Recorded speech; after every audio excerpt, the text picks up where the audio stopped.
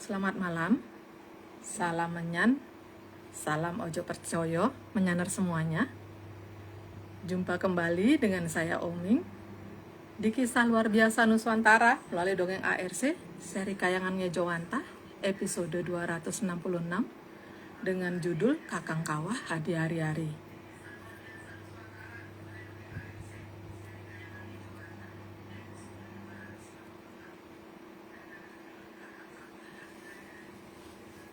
Kita masih menunggu bergabungnya Mas Agung dan Mbak Vicky.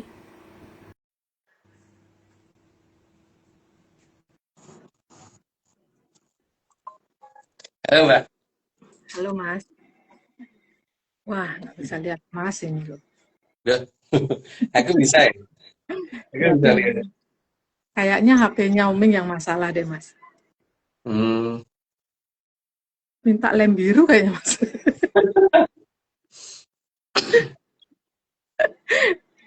Gimana kabarnya Mas? Ngantuk Mbak. Ya udah, kalau gitu kita cepet-cepet aja ya Mas, biar Iya. cepet kita tidur. Sebentar, Soalnya Om invite Mbak Vicky Dumun. cepat-cepat karena aku yang ngantuk Mbak. Nggih Mas. Sebentar, Mbak Vicky belum sudah tak invite Mbak Vicky-nya.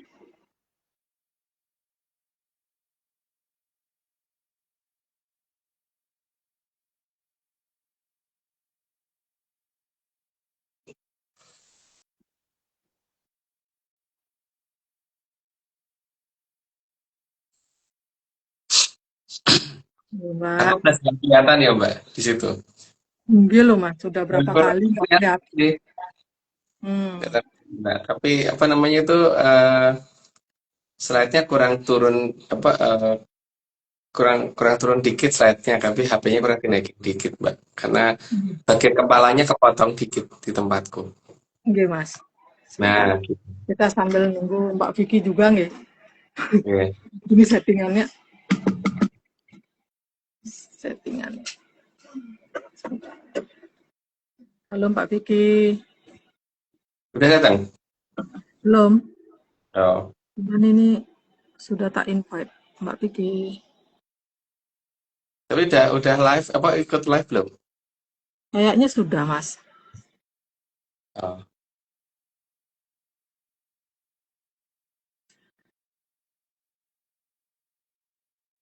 Ini live pertama kita dari akun baru nih Mas.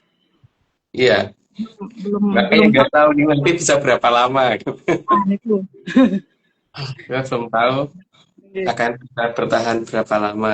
Apakah bisa kayak biasanya atau lebih cepat nggak tahu ya. Iya. Ini Mbak Vicky belum ada hadir. Coba ditelepon Mbak. Oke. Sebentar tak telepon Mbak Vicky dulu.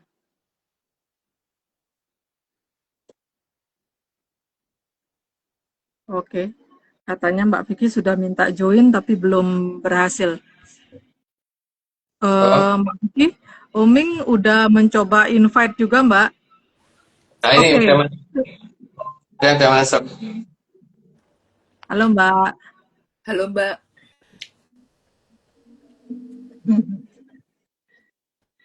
Oke. Gimana kabarnya Mbak Vicky? capek. Oke.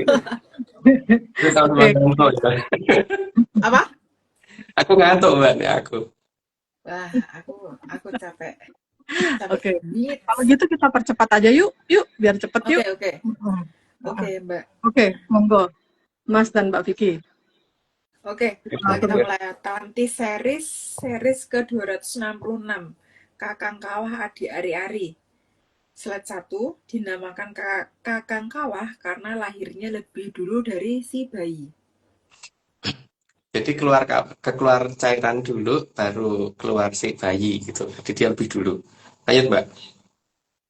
Dan Kakang Kawah itu berupa cairan bening yang mendahului lahir sebelum bayi lahir. Itu katanya ibuku dulu ya, karena aku tidak menyaksikan aku sendiri waktu lahir. Lanjut Mbak. Jadi posisi kakang kawah bukan ada dalam diri manusia. Bukan dalam diri, tapi dia menyertai pada saat kita masih ada dalam kandungan ibu. Lanjut, Mbak. Kakang kawah memang ditugaskan para hyang untuk menjaga manusia. Maka dia ada di posisi luar. Lanjut, Mbak. Dan menjaga itu tentu dari luar, bukan dari dalam.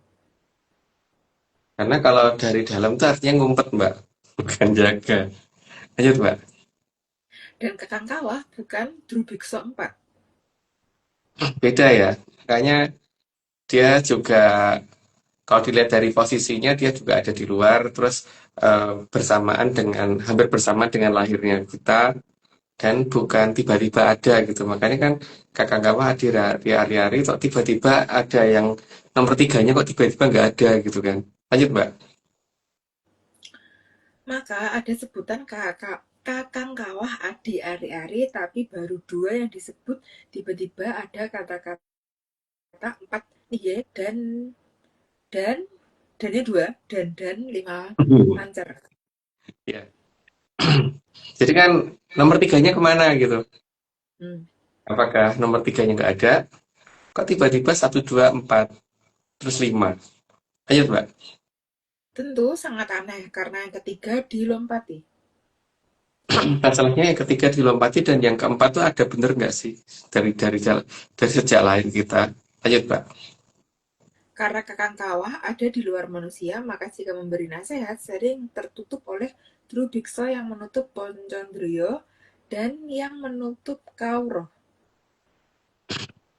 Karena dia seharusnya yang menghubungkan kita dengan jagat langgeng, tapi kan tertutup gara-gara ada yang 4. Lanjut, Mbak. Karena pemberitahuan dari kakang kawah berupa Kauroh. Jadi sesuatu hal yang kita mungkin tidak mengerti dan orang banyak juga tidak mengerti, tapi tiba-tiba tahu karena kawruh artinya kan tekannya rawruh, jadi tekan tahu-tahu bisa. Lanjut, Mbak. Tugas utama kakang kawah itu untuk penyampai pesan dari jagat langgeng. Ya, cuman kalau dia ditutupi ya nggak ada gunanya juga. Lanjut, Mbak. Dan juga sebagai penyimpan pesan. Jadi kalau kita lupa dia ditanya sih. Lanjut, Mbak. 13 dalam bahasa kekinian sebagai storage data. Itu anu ya, bahasanya Mbak Omeng itu. Lanjut, Mbak. Dan sekali lagi kakang kawah ada di luar badan manusia. Karena tugas dia menjaga. Kalau di dalam kan artinya ngumpet, bukan jaga. Lanjut, Mbak. Dan kakang kawah itu juga bukan sukma sejati. Karena kalau semua sejati kan ada di dalam, bukan di luar. Lanjut, Mbak. Tapi tugasnya menjaga sukma sejati. Karena kalau semua sejati itu ada di luar, ya kayaknya anu toh, orangnya berarti udah nggak hidup seharusnya. Lanjut, Mbak. Dan kakang kawah itu pemberian dari Sang Hyang Batara Panyarian. Padahal penyarikan tuh ada di bawahnya itu. Lanjut aja, Mbak. Maka tugasnya memang mencatat keseharian dari manusia. Jadi, tapi juga memperingatkan ya kalau ada sesuatu hal yang tidak benar. Lanjut, Mbak. Maka kakang kawah juga harus dijaga karena sifatnya yang sangat jujur. Jujurnya kelewatan dan hampir dapat kita bohong. Lanjut, Mbak. Sehingga jika ditanya pihak lain yang bisa melihatnya akan omong secara jujur. Makanya harus bisa diumpetin supaya tidak ketahuan orang rahasianya. Lanjut, Mbak. Tapi kakang kawah tidak punya kekuatan, maka memang tidak bisa digunakan untuk menangkal kekuatan asing yang bisa mengganggu jagat kecil. Makanya ketika jagat kecil dikuasai Drubeksa 4, dia tidak bisa, akan kesulitan mengadakan komunikasi dengan kita. Lanjut, Mbak. Tapi kakang kawah tidak punya kekuatan, maka memang tidak bisa digunakan untuk 22. Dua-dua. Karena tugasnya hanya sebagai storage data dan tempat transfer data. Ya, seperti itu kayak ya gitu deh. Lanjut, Mbak. Jadi yang dimaksud menjaga itu agar kalau ada berita dari kayangan bisa membantu mengingat data dari kayangan. Karena kalau ada perintah yang sangat panjang itu supaya paling tidak ada yang membantu mengingat kira-kira karena kalau kemampuan kita mengingat cuman berapa ya mungkin 10% atau 20% berarti kan 90% bisa dibantu sama dia. Lanjut Pak. Namun, bila data biasa, maka kakang kawah kurang mampu menyimpan. Oh, dianggap nggak penting maksudnya. Lanjut Pak. Jadi, penjagaannya sebatas peringatan. Jadi sebatas eh, memberitahu dan mengingatkan. Lanjut Pak. Namun, jika bisa mendengarkan suara alam, baru bisa mendengarkan peringatan kakang kawah. Ya, tapi masalahnya yaitu kalau sudah tertutup ya memang sangat sulit. Lanjut Pak. Jadi, agar bisa mendengarkan kakang kawah, harus bisa menidurkan atau menyingkirkan drubikso yang menutupi telinga dan kaulo. Ya, tapi kalau bisa nidurkannya ya. Lanjut Pak. Dan upaya itu ada dalam diri manusia, bukan malah meminta kakang kawah yang membuka. Ya tidak mungkin karena dia posisinya ada di luar bukan dalam diri soalnya. Lanjut Pak. Karena kakang kawah tidak berwenang atas jagat kecil. Dia tahu tugasnya jadi tahu menangnya sampai batas mana. Lanjut Pak. Maka sejak lahir duluan sudah berada di luar badan manusia. Jadi dia ada di luar bukan dalam diri manusia. Ya karena sudah 30 aku disclaimer dulu. Semua ini cuma dongeng, jadi kalau nggak percaya ya nggak apa-apa. Tapi kalau percaya jangan percaya, karena ini semua cuma dongeng. Jadi jangan dipercaya dan menyanus tolong memahami arti ojo percaya. Jangan dibalik, gitu. Lanjut Mbak. Oke, disclaimer tambahan ARC. Atlantis Research Center bukan filsafat, bukan simbol atau perguruan. ARC tidak pernah membuat grup atau komunitas apapun, termasuk WhatsApp, Telegram, atau media sosial lainnya. Yang kedua, kegiatan ritual, riset, atau penelitian, atau ekspedisi tanpa kehadiran Mas Agung Bimo Sudibyo dan saya tidak bisa mengatasnamakan Atlantis Research Center. Yang ketiga, Kopdar tanpa dihadiri oleh Mas Agung Bimo Sudibyo saja, atau saya saja, atau Mas Agung Bimo Sudibyo dan saya bukan Kopdar resmi Atlantis Research Center. Monggo, Mbak. Oke, Mbak. Mas, kita hari ini ada 9+1 video disclaimer. Ya kalau gitu 433 Mbak. Dibalik Mas, didikitin Mas yang depan Mas. Oh ya udah 343 Mbak. Oke. Kita mulai dari ini. Cuma dongeng. Kalau mau nggak percaya, tidak apa-apa. Kalau mau percaya, ada percaya. Salam menyanyi.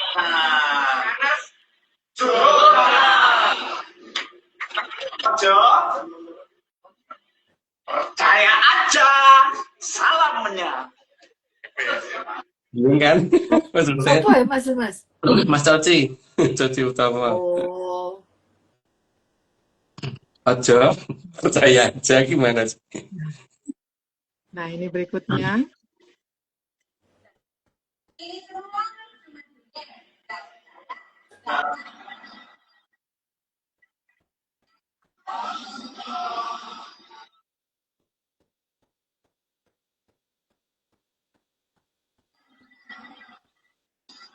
Nggak denger suaranya. Nggak kedengeran ya? Iya. Jadi ulangi bentar Mbak. Oke. Ini semua cuma nggak percaya, nggak percaya, ya.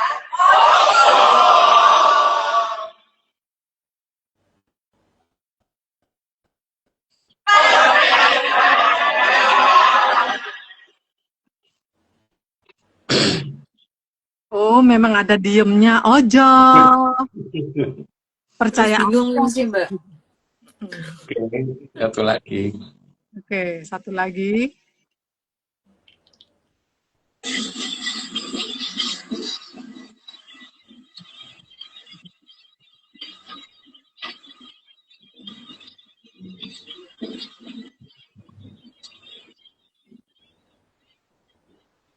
Terhadap kata-kata ojo dipercaya. Cobalah kita itu lebih memahami, lebih mengerti, dan lebih meresapi. Tapi. Wartawannya tahu aku ini pasti. Salam ojo percaya. Oh, kudune anu ya masalahnya meresapi ya, Mas. Wah, kurang totalitas. Oke. Sudah 3. Monggo, Mas. Ya, mungkin aku cerita nggak banyak ya, karena aku agak ngantuk, Mbak. Jadi Oke. dulu kan ketika yang Puger atau Amangkurat I sedang berkuasa, atau Amangkurat Agung sedang berkuasa, itu kan adiknya ada yang Mary kan, Mbak, yang paling bungsu, bukan paling bungsu deh, yang paling bungsu Pangeran Anom itu justru nurut sih sama beliau. Sehingga waktu itu dia kan ditugaskan untuk menjadi Adipati Kulon gitu kan. Posisinya berarti ada di Barat Berantas gitu. Tapi dia kan kemudian tujuan diadakan di Barat Berantas itu untuk menguasai Batavia ya Mbak ya. Batavianya kan ada di sono, di barat ya. Jadi antara Serang, Merak sampai ke Labuan gitu. Posisi Batavia ada di sana. Jadi bukan di Jakarta waktu itu. Nah beliau itu waktu ditugaskan ini kepencot sama anaknya si Peter Sukun itu Mbak, sehingga akhirnya dia berbalik arah nyerang membalilo sama kakaknya sendiri. Yang pertama dia lakukan adalah mengadu antara Tumenggung Baurekso dan Dipati Ukur waktu itu. Dua-duanya nggak salah tuh Mbak, Dipati Ukur sama Tumenggung Baurekso, tapi yang salah ya si Admiral ini ya, Admiral ini, dan dialah yang ini apa namanya waktu itu kemudian ngojok-joki Kapten Tek untuk menguasai Jakarta, maksudnya gitu. Jadi si Kapten Tek dia kan merasa bahwa persenjataan dia lebih bagus daripada Mataram waktu itu, sehingga dia berani. Tapi dia lupa bahwa ada kekuatan yang tidak dimiliki oleh negara sana gitu loh, yang tidak dimengerti dan tidak dimiliki oleh negara sana. Sehingga posisinya waktu itu akhirnya kan Kapten Tek mau maju. Tapi sebenarnya ketika pas Amangkurat Admiral itu mengadakan kudeta, itu sebenarnya sempat diberitahu oleh Amangkurat Agung bahwa ya sudah, kalau kamu memang pengen jatahmu ya kono ini sebelah kulon, ini kan batasnya gitu. Batasnya itu dinamakan daerah Tangerang. Terus ada batas yang tidak boleh kamu langgar, yaitu adalah daerah batas tapal merah gitu. Kalau sekarang ngomongin garis abang gitu loh Mbak, butuh hijau ya Mbak, bukan hijau merah soalnya. Posisi tapal merah itu posisi tepat di tengah Suraya Berantas Mbak itu. Jadi waktu itu Berantas penutupan sudah mulai dari selatan ke utara itu sudah mulai ketutup, dan tinggal dari tapal merah itu ke utara gitu. Sehingga di sini asal yang tidak dilanggar maka tidak akan diapa-apain gitu ya. Nah, Amangkurat Admiral tahu bahwa dia kalau melanggar pasti akan kalah waktu perang. Maka kemudian dia ngojok-joki Kapten Tek tadi gitu loh Mbak, untuk dia yang maju ke sana gitu. Pada awalnya sama Amangkurat Agung dibiarin Mbak, itu Kapten Tek dan membawa pasukan ke situ karena dipikir ora bakal menang mereka kalau tanding sama Mataram gitu. Tapi karena lama-kelamaan pasukannya Kapten Tek makin banyak dan makin mengganggu di wilayah sana, dan yang dikhawatirkan ada bangunan bekas dari salah satu pelabuhan yang dimiliki oleh Majapahit, walaupun itu bukan bangunan utama, bangunan miniatur, yaitu bangunan yang dikatakan Sastrowulan. Makanya orang nyebutnya bukan kota Batavia Mbak, tapi kota tua. Harusnya kan nyebutnya kota Batavia dong, ini nyebutnya kota tua. Sehingga di sini eh, terpaksa putra angkatnya si Pakubono I disuruh untuk maju. Nah, waktu itu Kapten Tek mengira tidak akan kalah karena dia menggunakan baju besi kan. Bahkan ditembakin nggak apa-apa, tapi ternyata peleret tembus, Mbak. Sehingga ya itu habis Kapten Tek. Untuk cerita berikutnya kan sudah tak ceritakan minggu lalu, Mbak. Cuman urut-urutan ininya kan mungkin belum. Karena akunya ngantuk dan mungkin pada bosen, jadi mungkin segini dulu, Mbak, ceritanya. Oke, Mas. Matur nuwun udah berkenan cerita. Nah, sekarang Komeng mau ini nanya Mbak Vicky. Mbak Vicky mau nanya sama Mas sekarang atau nanti atau gimana? Sekarang karena habis tanya aku mau tidur, aku izin ya Mas. Nanti tolong ya Mbak Oming diterusin 31. Aku soalnya apa tidur kurang banget. Oke, Oke. monggo Mbak. Ada pertanyaan yang pertama Mas. Apa yang menjadi dasar dari Mahaprabu Banjarsari meletakkan batu loh bener di gunung yang nggak ada mas-masnya? Pertama, batu itu tidak boleh terlalu jauh dari ibu kota, Mbak. Yang pertama itu. Yang kedua, tapi juga nggak boleh terlalu dekat dengan ibu kota. Karena sudah diperhitungkan bahwa besok posisi sebelah barat itu akan ada masalah gitu loh. Di bawah ambang batas Admiral itu sudah diperhitungkan oleh beliau. Terus yang kedua itu eh, tidak begitu jauh dengan yang bikin paku ning jagat gitu kan, yang bikin peleret kan peleret itu kayak paku. Jadi ditaruh di situ karena supaya dekat dengan paku ning jagat gitu nantinya awal datang si paku ning jagat. Ya nggak deket-deket banget sih, tapi ora pati adoh gitu. Kalau dibandingin karo Australia gitu, maksudnya atau dibandingkan dengan Jupiter gitu, deketan itu, Mbak. Ada berat. Terus Mas, apakah batu loh bener pernah dipindahkan selama berada di Pulau Jawa atau tetap menetap situ terus? Tetap menempati situ terus, Mbak. Cuman pada saat pertama kali datang kan di Loh Bener itu terus sebelum tempatnya jadi, setelah tempatnya jadi ya baru dipindahkan ke daerah itu, ke daerah Gunung Mbak-Mbak itu. Dan setelah itu tidak pernah pindah. Gunung Mbak-Mbak. Wong bingung. Ndi ono Gunung Mbak-Mbak. Oke. Ada Berapa kedalaman penimbunan bangunan tempat menyembunyikan batu loh bener? bervariasi, Mbak. Tapi yang paling dangkal harusnya 30-an meter ya, yang paling dangkal ya. Tapi ada yang lebih dalam lagi kalau dilihat dari arah saat di atas puncaknya. Dari puncak lebih dalam, tapi kalau dari makin ke bawah itu agak ada yang daerah yang agak dangkal sih memang. Apakah ada dari beksi yang ditugaskan menjaga batu loh bener agar susah digali atau mungkin nggak ada, Mas? Hmm, kalau ada yang berhasil menggali sih hebat sih Mbak. Karena ada kali so gitu loh jelas. Karena ada kemayan yang bekerja ya. Jadi eh, kalau misalkan sing dipacul kene, engko sing kepacul kono gitu loh Mbak. Ada masalah di situ masalahnya. Itu kasusnya kan kayak ini Gunung Swakol sama Gunung apa tuh namanya kali Kendali Sodo. Kendali Kendali Sodo. Sodo. Mm-mm. Jadi ketika orang naik di Gunung Kendali Sodo keluarnya bisa di Gunung Swakol. Begitu juga ini tau Mbak. Dipacul di gunung ini ternyata dipacul gunung lain gitu. Hmm. Mm-mm. Terus Mas, jika nggak ada mas-mas, hanya sebutan, apa sebenarnya nama bangunan untuk menyimpan batu loh bener Mas? Losarang Mbak. Karena loh itu kan batu, tempat bersarangnya batu kan.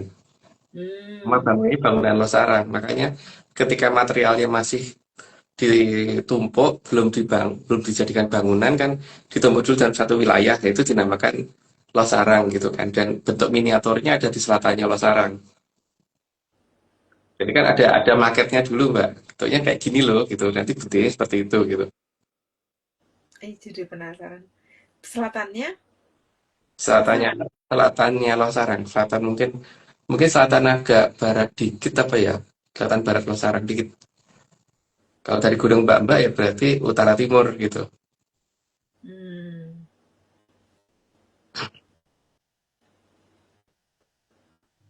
Oke Mas. Kok ini adanya poh sarang. Oh, Lohnya bukan poh, Mbak. Loh, bukan poh. di spasi. Iya, loh sarang harusnya. Bisa dispasi, bisa enggak, kan tergantung yang nulis pengennya piye gitu. Sakarepe sing nulis. Ini bukan P ya, mungkin salah ketik kalau P. Indramayu, Mas. Selatan Indramayu. Oke. Kalau Pasarang kan ada di daerah Gunung Wilis, Mbak. Itu kan untuk mengecoh supaya enggak ketahuan kalau ada losarang di situ gitu kan. Tapi tetap aja nama losarang yang asli nggak bisa hilang gitu, Mbak. Oke, aku nggak terlalu connect aku, Mas. Aku sempat aku siar-siar. Oke. Oke, Mas. Eh, maaf sekali ya tidak bisa sampai selesai. Aku tidur dulu. Terima kasih. Ya, oke. Jadi tinggal aku sama Mbak Omeng nih sekarang. Iya. Dan Omi sendirian, Mas, karena Omi nggak bisa lihat Mas. Aku bisa, beruntungnya aku, Mbak. Omi bisa ngelihat cuma di sebelah. Kalau handphone Mas kan beda, Mas.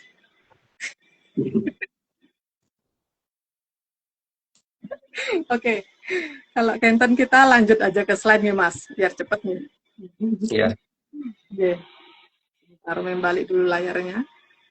Perlu disetting lagi kayaknya. Ya, karena tadi bertiga jadi berdua beda ya susunan. Settingannya berubah lagi.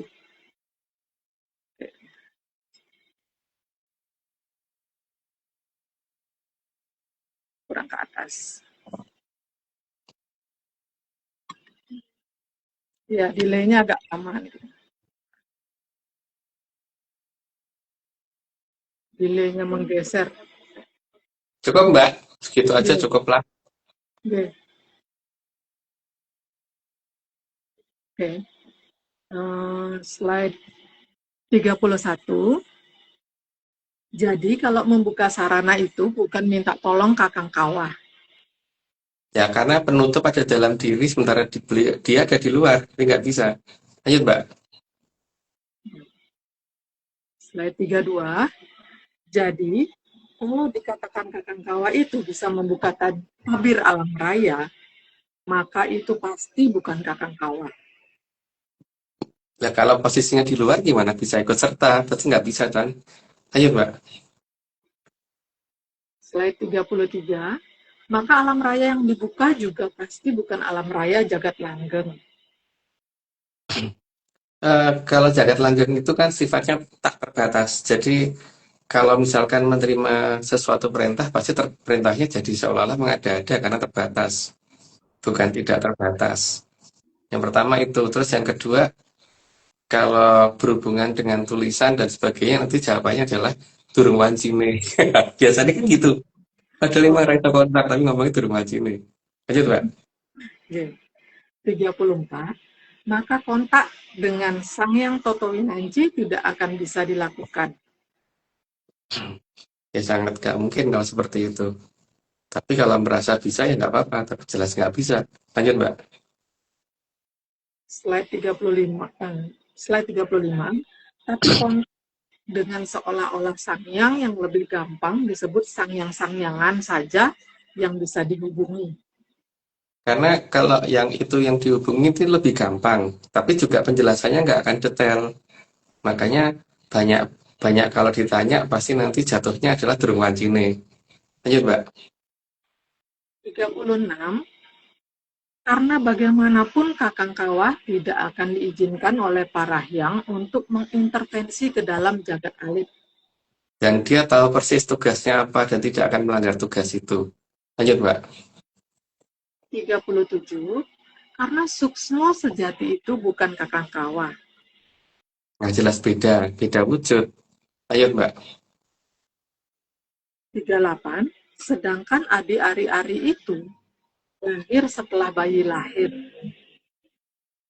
Jadi tetap beda lagi ya ini. Lanjut, Mbak.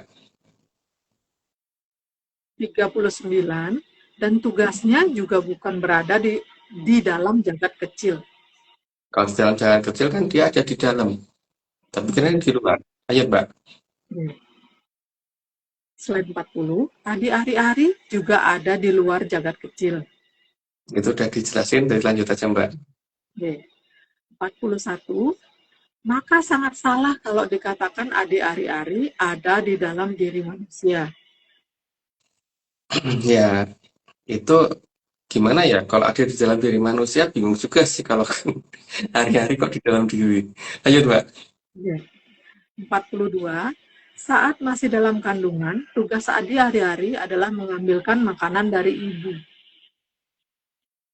Cukup jelas sih, lanjut aja, Mbak.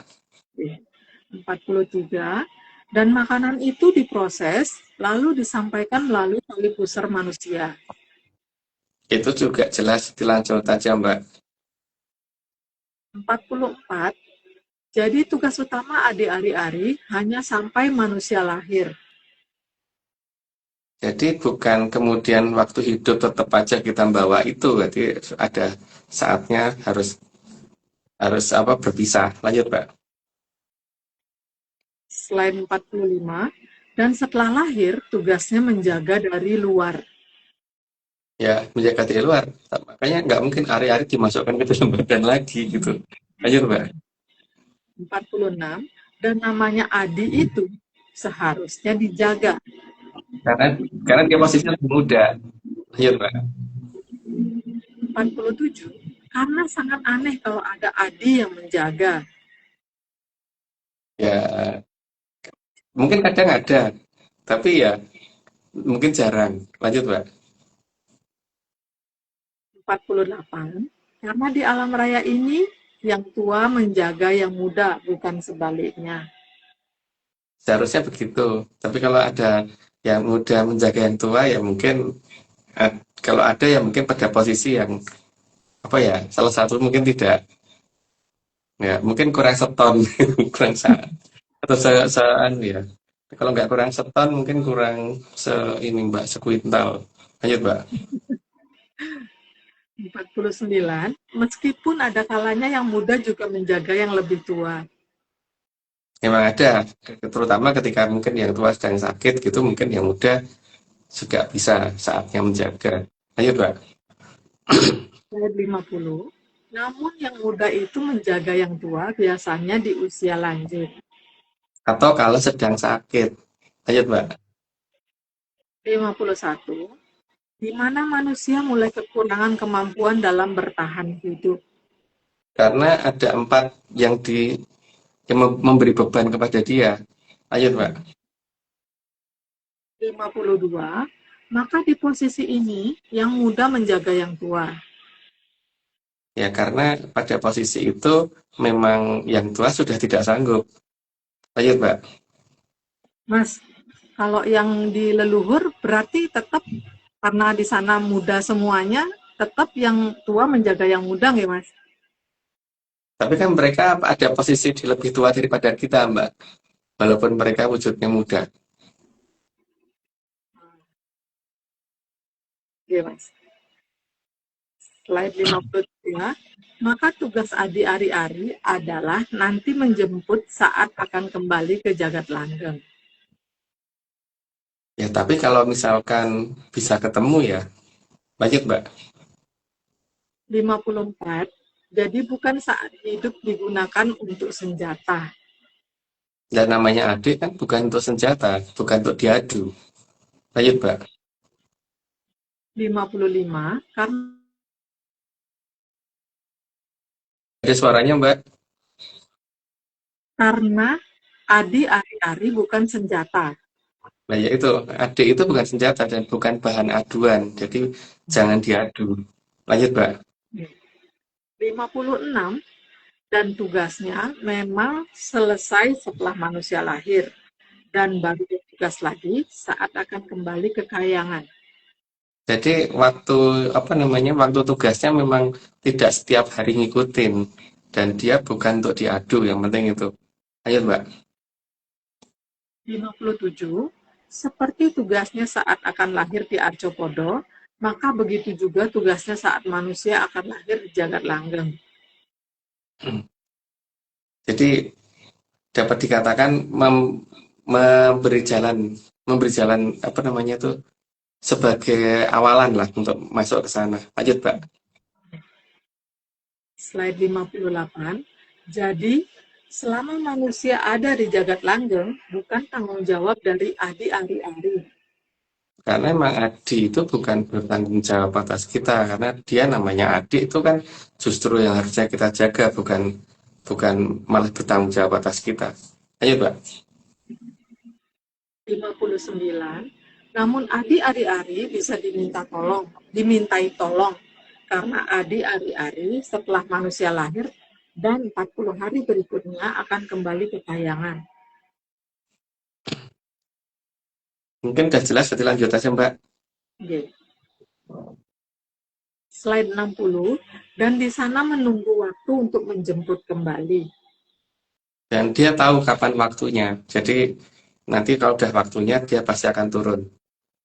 Begitu, karena sudah 60, aku disclaimer dulu.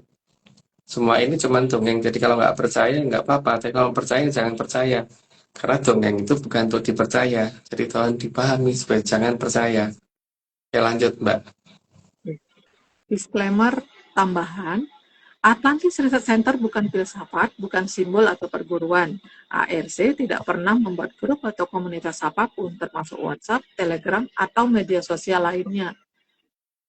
Kegiatan ritual, riset, penelitian, atau ekspedisi tanpa kehadiran Mas Agung Bimo Sutejo dan Mbak Vicky Ananda tidak bisa mengatasnamakan Atlantis Research Center.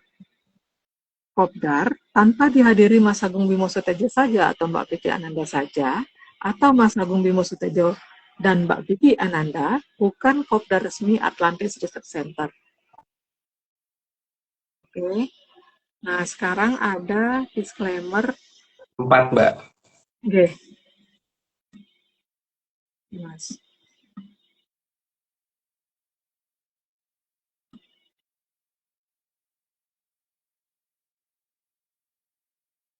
Ini peta Java Mayor. Coba perhatikan di sini ada tulisan Batavia Van Ots.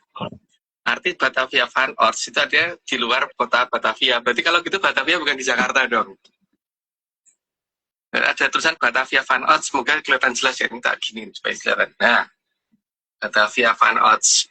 Jadi Batavia bukan di Jakarta. Terus yang kedua, di sini ada 4 gunung, tapi 4 gunung ini kalau kita cocokin dengan Google Earth maupun Google Map gak cocok, karena harusnya paling utara tuh Gunung Prakasa, terus di sini tuh ada Gunung Asepan, ini ada Gunung Pelosari, tapi Gunung Karang ini posisinya di sebelah sini harusnya.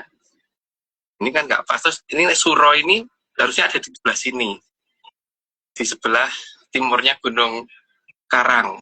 Berarti kalau gitu kan ini yang gambar peta tidak valid petanya, sehingga sangat tidak mungkin kalau Mataram ada di sini. Bagaimana mungkin dia bisa menggambarkan Mataram ada di situ ketika dia nggak ngerti adanya pegunungan selatan dan sebagainya. Aja percaya.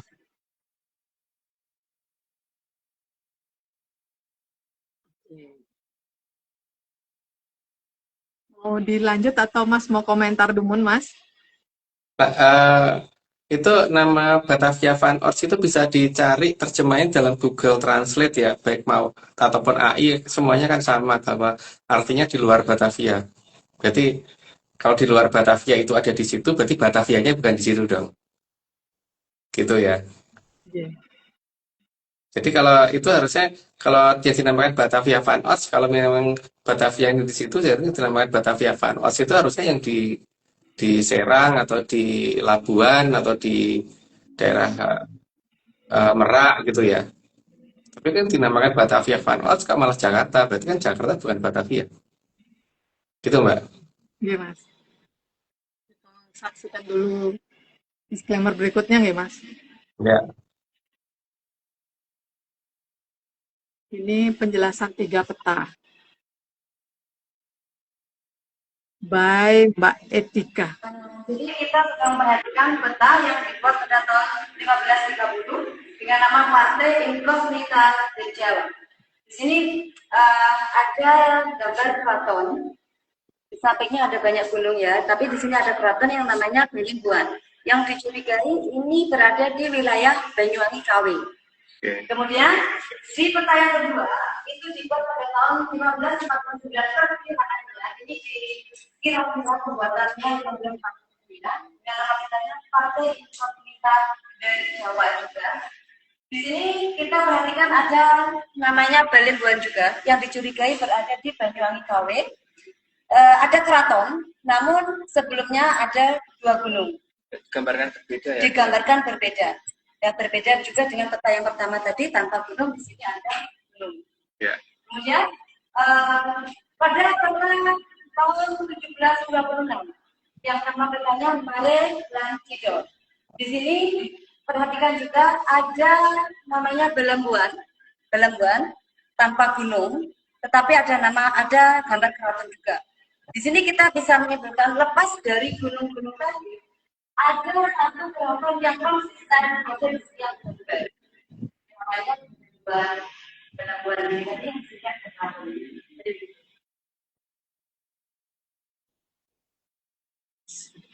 Ya Mbak, itu berarti di daerah Banyuwangi itu seharusnya ada keraton Mbak. Keraton di dekat dua gunung yang sejajar sama tingginya. Berarti kalau itu ditimbun juga berarti ada 3 bukit sejajar gitu. Dan ini pasti namanya keraton gitu kan, gunungnya. Maka kita akan cari di daerah itu nantinya kalau pas ke Banyuwangi. Kemarin nggak sempat karena waktunya sangat pendek. Dan Banyuwangi itu berarti dulu namanya Balembuan, bukan Banyuwangi dulunya. Makanya Mbak Etika ngomong Banyuwangi KW gitu. Oke. Gitu Mbak, lanjut. Iya Mas. Mungkin nggak 3 gunung nih yang keratonnya nih ada berasap nih Mas? Ada harusnya yang paling timur Mbak keratonnya. Karena sesuai di peta seperti itu gitu. Oh, gitu. Maksudnya yang berasap sekarang itu? Oh enggak, beda Mbak. Enggak. Oh, iya Mas. Kita lanjut lagi ke disclaimer berikutnya. Jadi berasaan dengerin kuliah dari Mbak Etika. Ini yang berikutnya. Let me tell you, I will try to tell you the map. There are 3 maps here, and the first map is made by Portuguese in 150 and 30, and we call it as a Partai Inkognita Jawa. Okay, pay attention here. There is Belembuan. There is a village in Belembuan, and in the map of Java, there is a big river, and we call it as a Brantas River. And there are 2 Mataron here. You can see that there are 2 Mataron here and Jepara. Okay, and now we come to the second map. What the mountain is this? Yeah, there is a mountain in Jepara. We call it as Muria. Yeah, Muria Mountain. But in this place? But in this place, there is no picture of Muria Mountain. Okay, and we come to the second map. The map is made by Portuguese in 150 and 49. We call it as a Partai Inkognita Jawa. Okay, pay attention here. There is a Belembuan. In this map, there are 2 mountains, twin mountains, and then beside of mountain, there is a village. Okay, there are 2 mountains, or we call it as a twin mountain, and then beside of mountain, there is a village. And it's different with the first map. The first map, there is no mountain in Belembuan, but from the second map, there are 2 mountains here. Okay, next we come to the third map. The third map is made by Dutch in 107 and 26, or we call it as a Marland Chidol. Okay, pay attention for the Lambuan. Lambuan here. There is no mountain, just but it's so village. So what the conclusion here? We can conclude that from this map, even though there are a different picture of mountain, but they consistently show the village. So it means that in Java island, there is a village, and we don't know what is this. Okay. Okay. How about this river? And the river, okay, from the second picture, there is Brantas River, here there is Brantas River, but for the third Brantas River is Disappear. yeah. How about the Muria Mountain in Mountain maps? Jepara. Yeah. Mountain in Jepara. Sorry. In this. Jepara, yeah. From the second Maps. map, there is no. Disappear, yeah. Jepara Mountain. Yes. Okay. How about the third map? And from the third map, Jepara. This is. Okay. And the third map is also there is no Jepara Mountain. Okay. Okay. Okay. So all of you please. Ini cuma dongeng Ojo Percaya.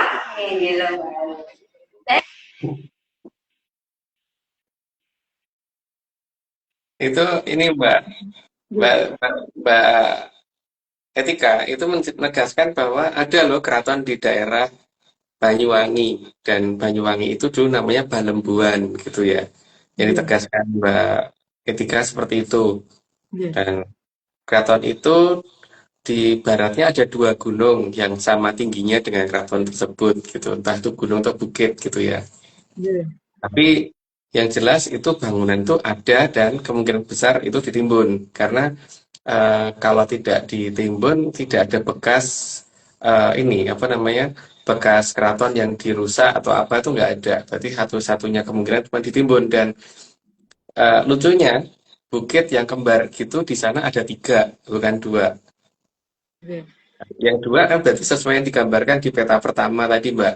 Berarti yang ketiga yang paling kanan ini yang kita curigai, dan kebetulan namanya juga Gunung Keraton yang sebelah paling kanan. Dan dari situ sering kedengaran suara gamelan dan sebagainya gitu. Gitu, Mbak. Oke. Mungkin Kita lanjutkan yang berikutnya ya, Mas.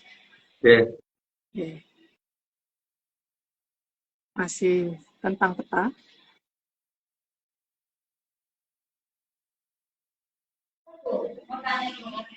Ini di peta, ini kan Jawa Timur ya, kan ada situ Bondo.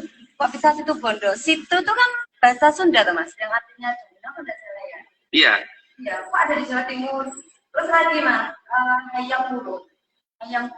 Itu hayam itu kan dari bahasa Sunda juga Bang, yang namanya ayam. Tapi kok ada di Jawa Timur? Nah, jangan-jangan ini Mas, coba itu ada di Jakarta Mas. Ini cuma dongeng.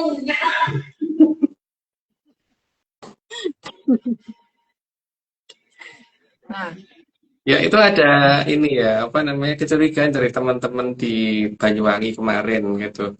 Karena ada daerah namanya Situ Bondo. Situ kan artinya danau, tapi itu bukan dalam bahasa Jawa, nggak ada. Kata situ itu nggak ada.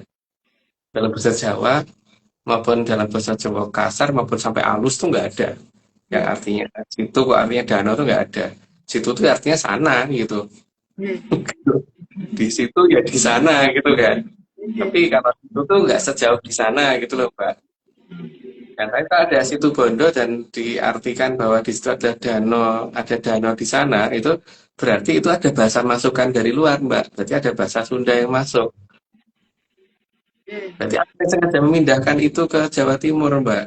Tapi dia lupa bahwa itu bukan bahasa Jawa Timur gitu. Nah, ini kan kasusnya hampir mirip dengan keberadaan nama Hayam Wuruk, Mbak. Hayam itu bukan orang Jawa, nggak ada orang nyebut di Jawa itu nyebut hayam gitu. Ada hayam tuh nggak ada, maksudnya ada pitik atau ada ayam. Itu berarti 2 nama ini adalah nama pindahan dari barat yang dibikin seolah-olah ada di Jawa Timur. Nah, itu berarti kalau begitu Majapahit juga pasti bukan di Jawa Timur, Mbak, tapi pasti di Jawa Barat karena ada dua nama kunci yang menunjukkan bahwa pernah ada pemindahan bahasa dari Jawa Barat ke Jawa Timur, gitu, Mbak. Oke, Mas. Ya, bener. Dongengnya Mas. Oke, Mas. Kalau untuk yang disclaimer, ini kan sudah habis, Mas. Nah, sekarang yang di 60, Mas ada mau cerita tentang ngapi, Mas, ceritanya, Mas? Atau kita lanjut aja ke slide? Ntar nyambung yang tadi dikit ya, Mbak. Oke, Mas. Monggo, Mas. Ya tadi kan apa namanya si Amang Ratadmiral itu kan meminta Kapten Tek untuk pergi ke Jakarta untuk menguasai Batavia dengan persenjataan yang dipikir pasti akan melebihi kekuatannya Mataram karena dia menyatakan bahwa kekuatannya Mataram pasti nggak jauh-jauh dengan yang dimiliki oleh Amangkurat Admiral gitu dari jumlah meriam, dari jumlah senjata dan sebagainya. Sedangkan Amangkurat Admiral kan yang dimiliki cuman ya apa tombak, keris dan sebagainya gitu. Jadi dipikir kayak gitu kan pasti kalah lawan bedil gitu kan, kalah lawan meriam. Dipikir seperti itu. Sehingga Kapten Tek berani maju ke barat dan ketika Kapten Tek maju ke barat itu diminta sama beliau untuk orang-orang yang ada di timur, kok di timur, di barat juga bergerak ke sana gitu. Dan, dalam kondisi seperti itu si Amangkurat Admiral itu pengen menghilangkan semua jejak yang ada di sana, jejaknya Belanda yang ada di sana. Seharusnya kalau dari 1500-an akhir sampai 1900-an itu kan jumlah orang Belanda yang meninggal cukup banyak, Mbak. Sedangkan kalau kita lihat di daerah Tanah Abang itu kan sangat sedikit ya dan apa namanya kalau dilihat makam Belanda yang paling tua itu kan justru ditemukannya di Surabaya 1600 sekian waktu itu gitu. Nah, yang lain kemana gitu kan dan itu pun juga nggak banyak gitu. Nah, kalau menurut Batunggul itu ada sekitar 18.000 makam orang Belanda yang harusnya tersebar dari mulai Serang, Merak, sampai ke Labuan, Mbak. Ada di 4 tempat. Dan 4 tempat tadilah yang digambarkan dalam peta tadi. Jadi yang kita kira gunung itu ada gambar dari beberapa makam Belanda yang ada di wilayah sana. Dan itu berarti satu makam kira-kira sekitar 4.500. Satu komplek pemakaman itu kira-kira sekitar 4.500-an ini. Dan itu semua kan waktu oleh Amangkurat Admiral sengaja dihancurkan supaya nanti seolah-olah kelihatan buktinya Belanda itu ada di Jakarta gitu. Maka kalau kita lihat seperti Beteng yang ada di Labuan itu yang hancur di Labuan itu, nggak mungkin tuh kalau Beteng itu hancur karena terkena tsunami atau letusan Gunung Krakatau. Karena pada saat ada tsunami tahun berapa gitu ya, aku lupa itu. Bangunan-bangunan yang lebih ringkih daripada itu tuh masih bisa berdiri gitu loh, Mbak. Nah, ini kok sampai seperti itu kayak dibom, Mbak. Bangunan itu sengaja dibom supaya Belanda tuh mau pindah ke Jakarta supaya klaimnya nanti biar kuat gitu loh. Gitu. Jadi ada 18.000 makam, Mbak ya di sana yang harus kita cari. Cuman kita punya cara untuk mencari ya, karena ya malam orang kalau berbuat salah itu kan pasti rasa menggani jagat langgeng tuh Mbak. Jadi pasti kan jadi lonceng pasaran. Jadi artinya itu akan lebih mudah dicari daripada kalau kita mencari dari data. Kalau data pasti sudah dipalsukan. Jadi tinggal ditanya aja mereka, kowe mbiyen nggonmu ndi? Kamu dulu dimakamkan di mana gitu kan. Hingga nanti kita pasti bisa menemukan titik koordinat itunya karena mereka akan ngaku Mbak, nggak mungkin enggak. Tapi kan titik koordinatnya nggak akan kita ungkap di sini kan, Mas? Oh enggak, Mbak. Enggak. Cuman ya kira-kira seperti yang digambarkan tadi, Mbak. Itu bukan gambar gunung gitu. Gambar pemakaman mereka. Karena gambar gunung posisinya nggak begitu bisa jadi peta, cocokin dengan Google Earth maupun Google Map deh. Posisi Gunung Prakasa, Gunung Asepan, Gunung Pulau Sari, dan Gunung Karang itu nggak seperti itu posisinya. Nggak hampir lurus ke ini, bentuknya gini kok. Yang paling timur itu Gunung Karang. Yang paling barat itu Gunung Asepan. Yang paling utara itu Gunung Prakasa, yang paling selatan Gunung Pulau Sari. Itu bentuknya kayak layangan gitu loh, Mbak. Iya. Mereka kan biasanya juga kan kenten nggih, pakai tanda niku nggih Mas kayak layangan niku nggih. Iya, Iya. Hmm. gitu Mbak. Dan Iya. saya pikir daripada bosan, terutama aku yang bosan, jadi itu dulu Mbak. Cukup sekian.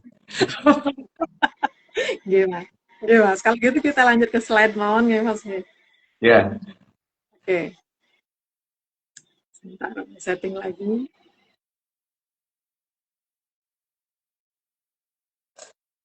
Slide sambil tak setting sambil tak baca. Udah pas ya gambarnya. Slide 61. Jadi, tugas sehari-hari agar manusia tidak menunggu agar bisa kembali ke jagat langgeng. ya, tapi kalau bisa berhubungan ya, tapi kalau kayak aku ya mungkin bingung kali. Lanjut Mbak. Slide 62. Dan agar tidak salah dalam menuju jagat langgeng. Ya, karena pasti akan ada banyak jebakan dan supaya supaya salah jalan gitu. Lanjut Mbak. Oh, dia juga yang akan ikut bantu ya Mas ya, bukannya Poro Dangyang ya Mas ya? Kalau dan yang tuh jelas bantu Mbak, tapi tugas Hmm. utamanya ada di dia kan. Oh, ya Mas. Tapi gini loh Mbak, masalahnya. Hmm. Kita pergi dari Jakarta ke Surabaya aja belokannya banyak banget loh Mbak. Kalau nggak Nggih. punya peta ya nggak bisa ini. Setelah dia mapnya atau Mbak. Oh, nggih Mas.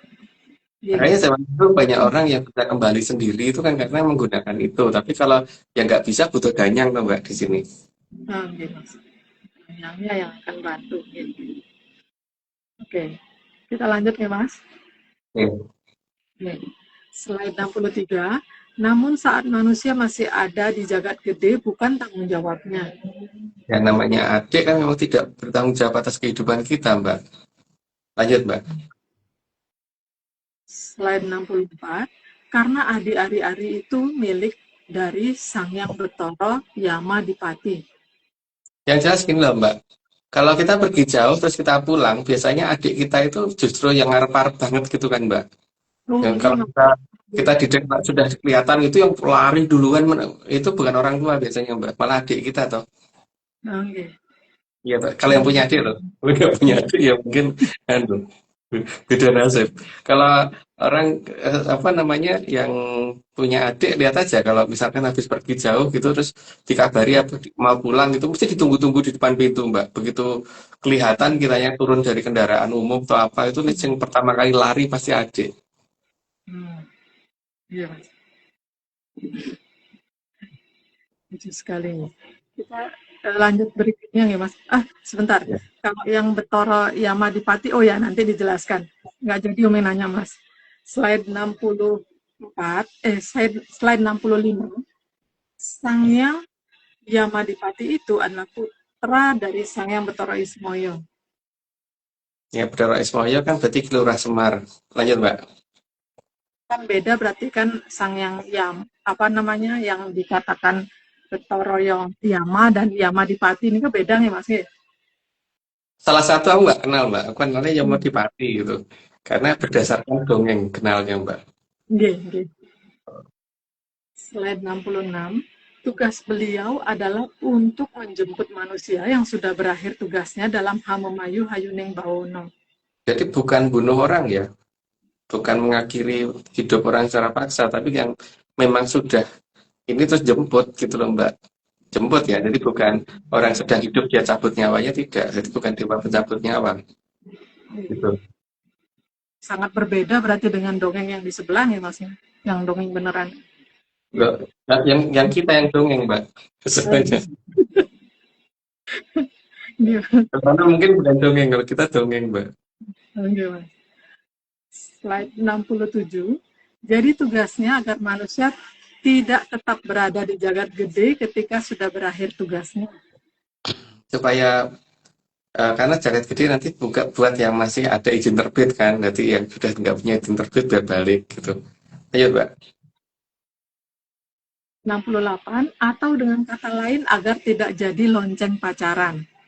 Nah, gawat Mbak kalau seperti itu. Akan terikat di arcopodo tanpa ngerti batas waktunya kalau seperti itu. Lanjut Mbak. Oke. Slide 69. Tapi kalau dijemput dan menolak karena